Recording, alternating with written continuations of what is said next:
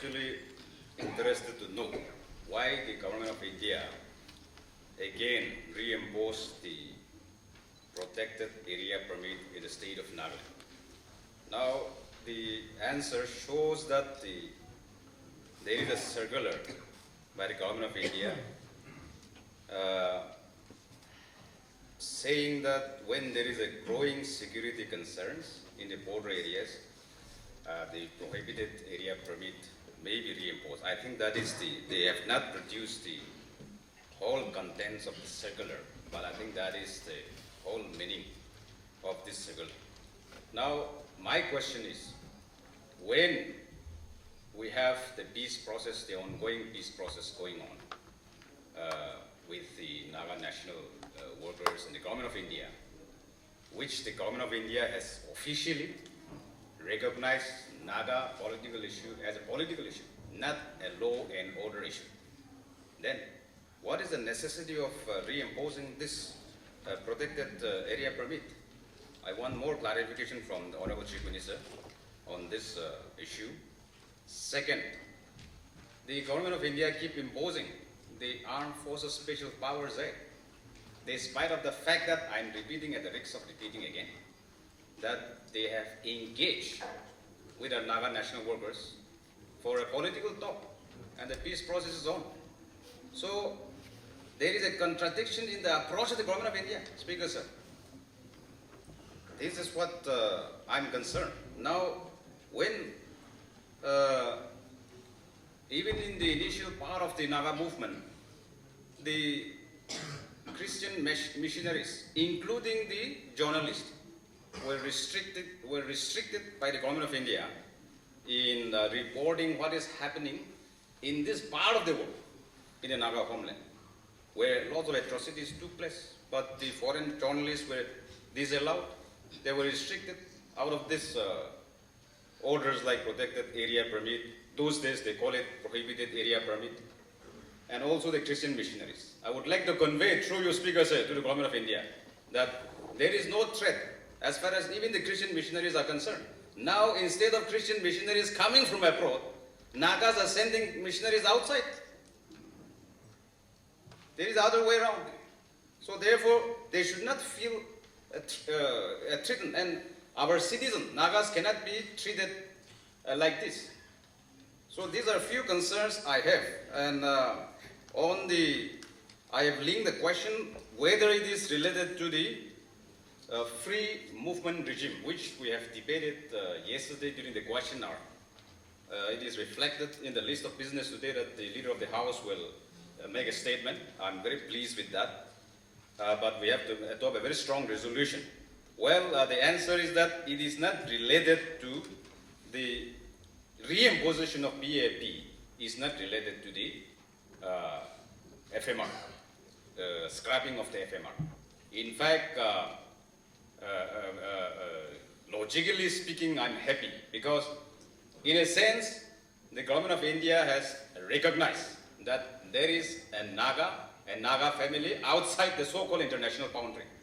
Because this BAP is for the foreign nationals. According to this answer, I'm just replying according to elaborating the answer which is given. So this means to say that government of India has officially recognized that there is a Naga, even within India also, we have been divided into various states, and across the border in Burma, there is also a Naga. This is an official recognition. We will have to interpret that way. So I have these few questions apart from expressing my concern. Thank you very much. I understand the anxiety of the questioner, and what he has pointed out is a matter of concern. And as he had already explained, why it is reimposed, it is mainly due to security concern, because though dialogue is going on and framework agreement signed way back in August 3rd, 2015, and agreed position in 2017, solution is not coming about.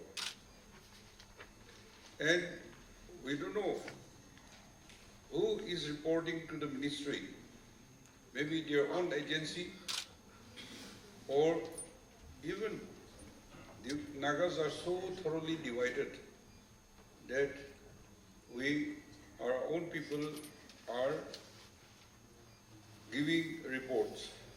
So, Government of India is concerned, and that is why, though, even if peace process is going on, these were reimposed. As I had mentioned, I had taken up in a NEC meeting in Agartala on the 21st December 2024. I raised these issues because on the 6th, the Government of India, in the cabinet meeting on the 6th, they had decided, and this cabinet memo was circulated on 7th. Then the actual communication was given on 17th December. But it did not reach Nagaland. Officially, we understood, that's why I raised. But I'm told that on 17th December it has been notified. But we received only on 24th a new order. So there will be some reporting, facts or otherwise, and we are aware that even missionaries or even foreigners who have come to Nagaland learned that there were questioned, and even people who made it Nagas and coming, they were also questioned. So, since I'm going to give a statement, I would not like to go into detail, but as far as Government of India is concerned, till Naga political issue is resolved, this Armed Forces Special Power Act, ASPA, may continue. Every 3 months, every 6 months, Government of India used to write to us whether it should be extended or not. We always reply that it should not be.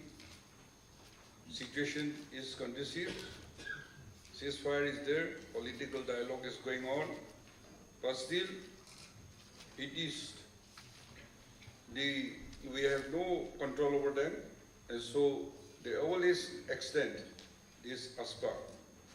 So I feel that matter of concern, and in this also all involved together with FMR, Free Movement Regime. And therefore, in my statement, I will be making some proposals. So let the House decide how to go about it. Thank you.